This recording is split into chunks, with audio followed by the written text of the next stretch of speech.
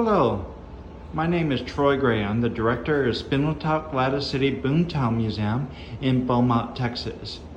Today we are in the Nelson and White's Engineers Building, and Nelson and White, they were famous for their maps and surveying around this time. And this is 2 rooms in here, and we are continuing our walk around the museum, almost around all the way, and then we'll start again because there's a lot of stuff. I open up the cupboards for you to see, and today, instead of really choosing one object, I chose a couple because I thought it would be interesting to talk about kind of the history of surveying. And so, because that's what they did, right?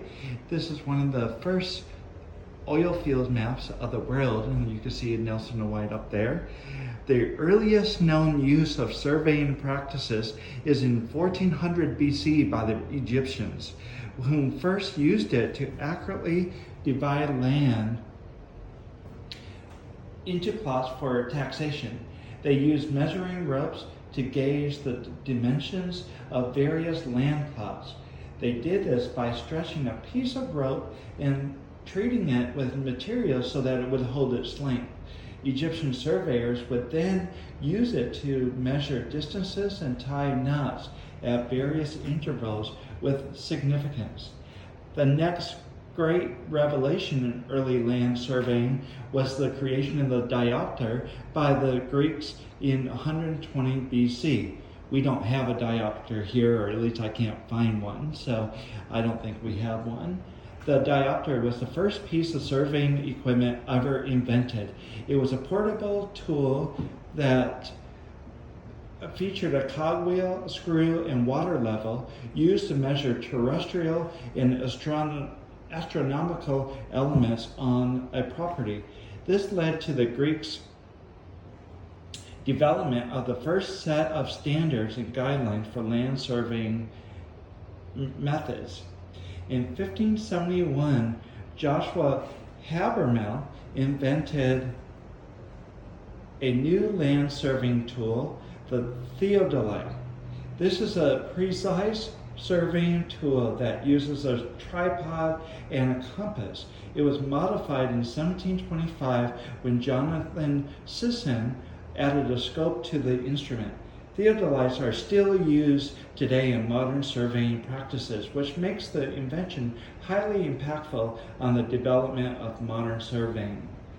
Now, this isn't from the same article I'm reading, but this is the survey aneroid, and this came from the White family. In fact, a lot of these items in here were actually used by Nelson and White. Their families gave that when we opened up as a museum, or sent them afterwards. So this was sent very recently. And survey aneroid determines altitude involving measurement of changes of air pressure. So we have a lot of different things here. In the 21st century, we still rely on many of the basic methods that have been around since ancient times. However, with the development of modern technology such as GPS systems, geographic information systems, programs, and advanced scanners, surveying has become more accurate, faster, and user-friendly. As land surveying propels into the future with new innovations and advancements in technology, one thing stands true: the practice will continue to stand the test of time. So if you're hearing this, I hope you come out tomorrow for our Dow Chemical and Invista Appreciation Day. That's from 10 to 2. We'll have a open mic and community picnic night from 4 to 6 on Sunday. Next Thursday, make sure you catch us live on our Facebook or lamar.edu/live. We'll have our first coffee and Spindletop. You can ask questions and get some answers. So there's a lot of really great things happening just this week. But then the next weekend, the 22nd, 23rd, and 24th.